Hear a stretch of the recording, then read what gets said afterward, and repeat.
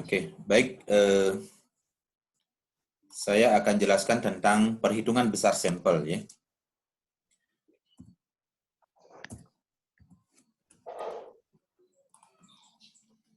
Jadi dalam penelitian setelah kita menentukan populasinya mana, kemudian sekarang kita tinggal memikirkan berapa jumlah sampel yang dibutuhkan ya.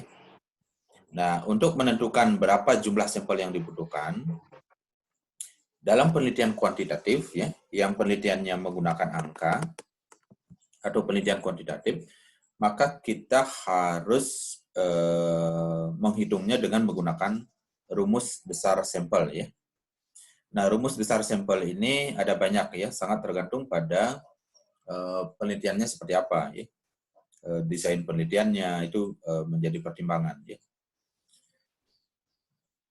Nah, sampel yang baik ya itu semestinya bisa mewakili populasi ya. Nah, jika sampel ini mampu mewakili populasi, maka sampel ini dikenal dengan sampel yang representatif ya. Representatif artinya sampel tersebut mampu mewakili populasi. Contoh ya, kalau populasinya 1000, sampelnya 100, maka 100 ini atau sampel ini mampu mewakili yang 1000 populasi tadi. Ya. Apapun yang ada di populasi, itulah yang ada di sampel. Apa yang ada di sampel, itulah yang terjadi di populasi. Kalau demikian, maka sampelnya kita kenal dengan sampel yang representatif. Ya. Nah, agar representatif, maka dia harus dihitung berapa sesungguhnya sampel yang dibutuhkan. Ya. Ada banyak orang yang berpikir tiba-tiba ngambil 200 sampel, 300, atau bahkan 500. Apakah itu bisa membuktikan representatif atau tidak? Tidak, ya. Karena tidak dihitung dengan rumus besar sampel. Dan yang selanjutnya, kalau besar sampel sudah dihitung, maka tugas kita selanjutnya adalah menentukan samplingnya. Ya. Bagaimana cara mengambil sampel di populasi? Kita banyak punya, misalnya 1000 populasinya, tetapi kita hanya perlu 100. Bagaimana cara kita mengambil 100 ini dari yang 1000? Nah, cara mengambilnya itu, tekniknya itu kita kenal dengan teknik sampling. Ya. Nah, sekarang yang kita bicarakan, bagaimana menghitung rumus besar sampel. Ya. Oke. Perhitungan besar sampel itu ada dua, ya. Ada dengan manual dan dengan online. Ya. Dengan manual berarti dengan rumus. Kalau online, berarti kita bisa akses di internet. Ya. Di Google banyak menyediakan cara menghitung secara online. Saya tidak bahas online di sini ya. Adik-adik semua bisa mempelajarinya di Google. Ya. Untuk besar sampel, dalam penelitian itu, khususnya penelitian yang basic ya, yang sederhana, umumnya yang kita pakai itu ada dua ya. Apakah penelitian ini akan mencari proporsi? Proporsi itu artinya kurang lebih artinya persentase ya. Ataukah penelitian ini meneliti tentang mean? Mean itu artinya rata-rata ya. Nah, sekarang adik-adik kembalikan lagi ke diri sendiri. Penelitian saya ini ujungnya nanti itu akan menghasilkan proporsi atau persentase ataukah mean ya. Jika penelitiannya proporsi, misalnya anggap saja proporsi atau persentase yang satu kelompok. Misal ya, saya meneliti katakanlah ibu hamil ya misalnya. Penelitian tentang ibu hamil. Satu kelompok ibu hamil. Ibu hamil ini totalnya ada 2000 ya. Ada 2000 ya. Ada 2000 ibu hamil. Saya menggunakan tingkat kepercayaan 95%, presisinya 5%, P-nya ya, proporsi atau prevalen atau persentase sebelumnya ya. Tidak diketahui, saya tidak tahu bagaimanakah persentase kejadian sebelumnya. Saya tidak tahu ya. Karena saya tidak tahu, saya pakai 50%. P-nya itu 50%. Jadi Z alpha square ini adalah 1,96 dipakai ya. Karena penelitiannya dengan 95% tingkat kepercayaan atau alpha 5%, ini Z alpha square-nya kita pakai 1,96. Ini sudah patokan ya, baku ya. Kemudian P-nya ini adalah proporsi. Kebetulan saya tidak tahu bagaimanakah kejadian ibu hamil sebelumnya, saya tidak tahu. Ketika saya tidak tahu, maka kita bisa menggunakan 50%. 50% itu sama dengan 0,5 ya. Ya, di sini 0,5, di sini P ini juga 0,5. Lalu di sini minta tolong mahasiswa menghitung ya. Coba dimasukkan. Z alpha square ini 1,96 buat ya. 1,96. Ingat di squarekan ya, di kuadratkan ya. Kemudian dikali P. P-nya itu 0,5 atau 50%. Sudah. Kurung buka. 1 dikurangi P ya. P itu juga 0,5 ya. Kurung tutup ya. Dibagi ya. Dibagi E-nya ini adalah presisi. Presisinya silakan mau pakai berapa. Misalnya pakai 5% misalnya ya. Kita pakai 5% misalnya sehingga di sini 0,05.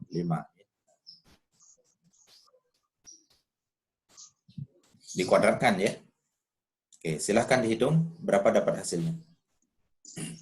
Yang sudah dapat hasil silahkan disampaikan.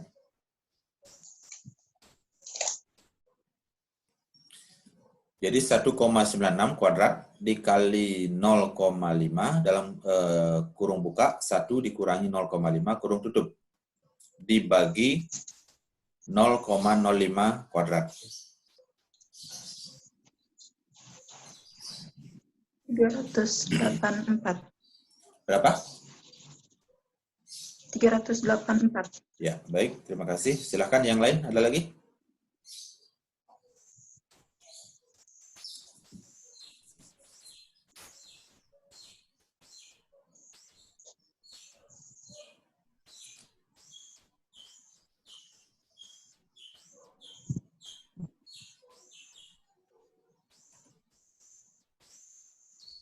Saya dapat 384, 196, Pak. 196. 96. Oke, yang lain silahkan.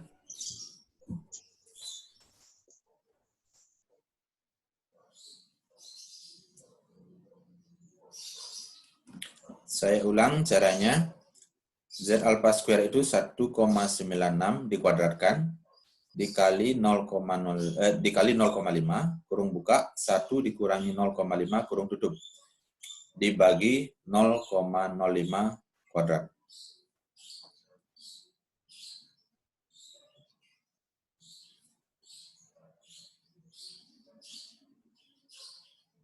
Ingat selesaikan yang dalam kurung kemudian dikali P ya. Nanti baru dikali 1,96 kuadratnya ya.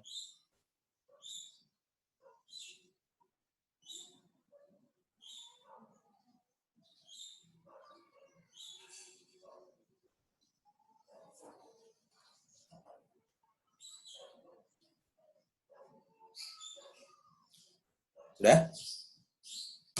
Ada yang dapat hasil lain?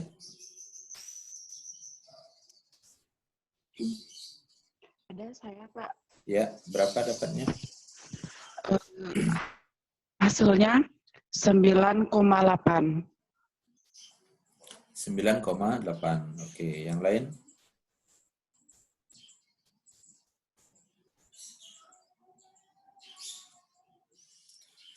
Oke, jadi nanti ketika menghitung ini, tolong dipastikan menghitungnya dengan benar ya. Kalau perhitungannya benar ya, semestinya hasilnya kurang lebih 384 ya. Coba nanti dihitung ulang bagi yang belum mendapatkan 384 ya. 384, sekian kalau nggak salah ya. Silahkan nanti coba dihitung ulang lagi ya. Bisa kita lanjut dulu ya. Ya, saya lanjut dulu. Nah, bagaimana dengan penelitian yang mencari nilai mean ya? Atau rata-rata ya? Misalnya penelitian tentang mean atau berat badan rata-rata berat badan mahasiswa putri ya di Kota Denpasar misalnya. Berarti penelitiannya min, maka kita pakai rumus yang min ya. Dengan tingkat kepercayaan 95% atau alfa 5%. Jadi ingat ya, kalau tingkat kepercayaan penelitiannya itu 95%, berarti alfanya 5% ya. Kalau tingkat kepercayaan penelitiannya 99%, maka alfanya berapa persen?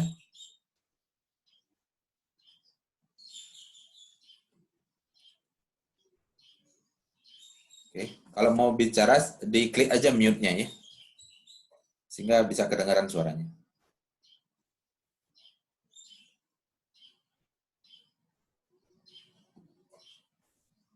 Jadi kalau penelitiannya tingkat kepercayaannya 95%, misalnya ini penelitian yang survei penelitian sosial ya 95% biasanya, maka alfanya 5%.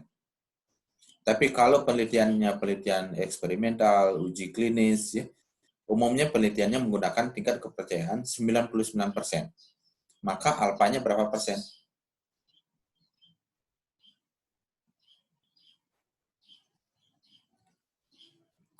Silahkan di mute saja ya, klik aja yang tanda garis itu di mute ya, diklik sehingga kedengaran suaranya.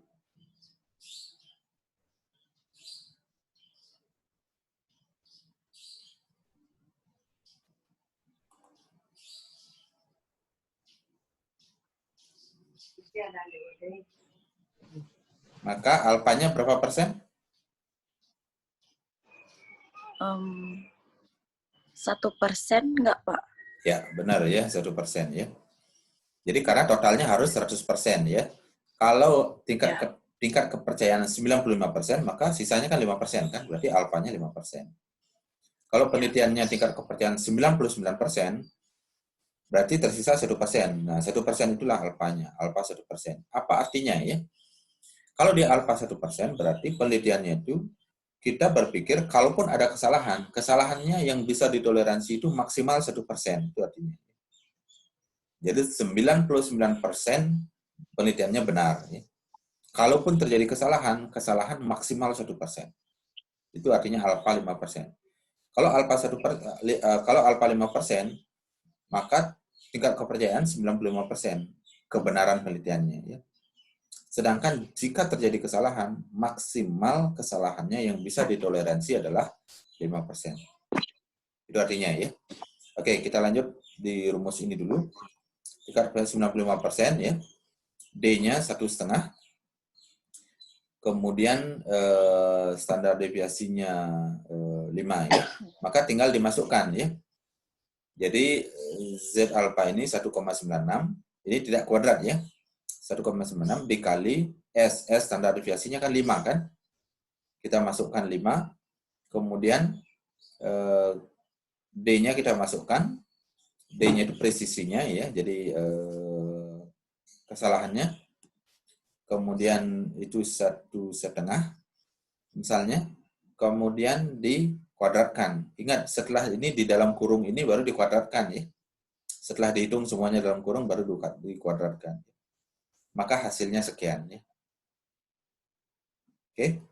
Karena sudah ada contoh perhitungan, saya lanjut. Nah, kemudian sekarang kita berpikir juga untuk menentukan kriteria inklusi dan eksklusi. Ya.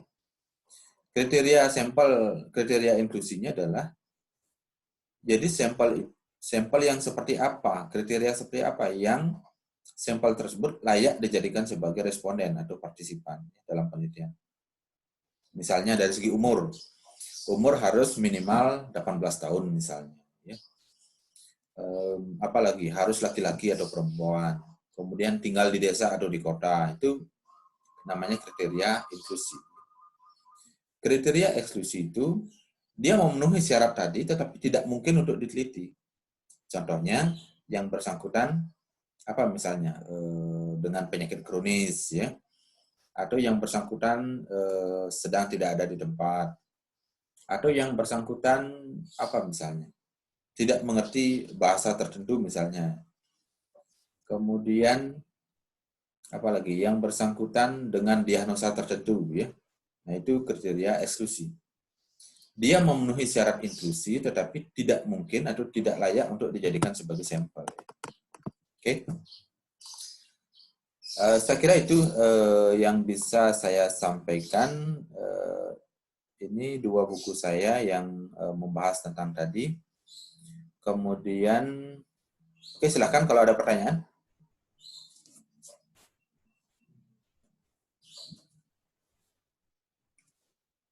Silakan, ada yang ditanyakan?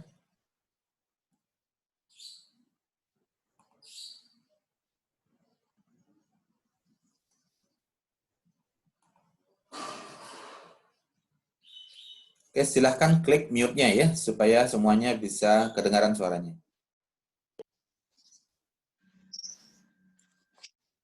Kalau ada pertanyaan, bisa langsung diajukan. Pak, terima kasih atas kesempatannya. Saya Desa Ria, NIM 17C10114.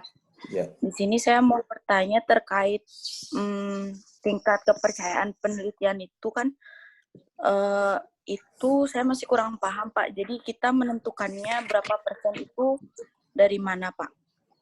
Terima kasih. Oke, baik. Seperti yang saya sampaikan tadi, kuncinya adalah penelitian ini penelitian sosial atau penelitian survei, ataukah dia penelitian uji klinis ya. Kalau dia penelitian uji klinis, saya sarankan ya, umumnya orang menggunakan alpha 1%. Ya. Kalau dia eksperimen atau uji klinis. Di luar itu biasanya menggunakan alpha 5%. Itu sudah ketentuan umum itu ya di penelitian. Silakan. Kenapa uji klinis 1%? Karena kita tidak menginginkan uji obat itu melebihi 1%. Karena itu untuk terkait dengan kesembuhan pasien ya. Menyangkut nyawa orang ya. Jadi kalaupun ada kesalahan, kesalahannya itu harus kecil ya. Itu kalau uji klinis atau uji obat. Ada lagi? Silakan. Terima kasih, Pak. Ya. Yang lain, silakan kalau ada. Baik, terima kasih Pak kesempatannya. Saya Anya Dewi, izin bertanya, pada proporsi dijelaskan bahwa jika sampel terlalu besar, maka lakukan koreksi. Nah, pertanyaan saya, bagaimana cara kita untuk mengetahui apakah sampel itu jumlahnya terlalu besar atau tidak? Terima kasih. Oke, baik. Sampel itu terlalu besar dan tidaknya, itu yang menilai adalah peneliti sendiri ya. Misalnya adik-adik penelitian, kemudian dihitung rumus besar sampel, didapatkan sampelnya 1000 misalnya. Ya. Sementara dananya terbatas, waktunya juga terbatas. Nah, ketika mengalami kondisi seperti itu, mungkin kalau saya berpikir, oh ini terlalu besar. Sehingga saya dananya tidak cukup, waktunya juga tidak cukup. Seperti itu. Jadi pertimbangan ke peneliti. Maka saya akan menggunakan rumus N koreksi. Nah, sehingga dengan rumus besar N koreksi tadi itu, maka sampelnya akan lebih kecil dari rumus yang dihitung tadi. Nah, kalau sudah didapatkan N koreksinya, misalnya, tadinya kan 384 kan rumusnya, hasilnya ya, 384 sampel. Setelah pakai N koreksi, mungkin dia akan berkurang 30, 40, atau 50 berkurangnya misalnya ya. Sehingga jadi berapa? 300 misalnya ya. Maka itu adalah sampel minimal, tidak boleh dikurangi lagi ya. Kalau lebih dari itu boleh. Jadi kembali ke peneliti sendiri. Apakah peneliti menganggap sampel itu terlalu besar atau tidak? Itu ukurannya adalah dana yang dimiliki, waktu yang dimiliki, tenaga yang dimiliki. Pertimbangannya itu. Oke, silahkan kalau ada lagi.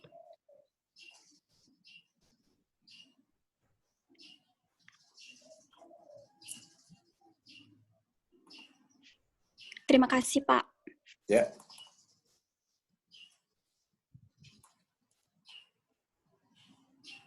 Ada lagi?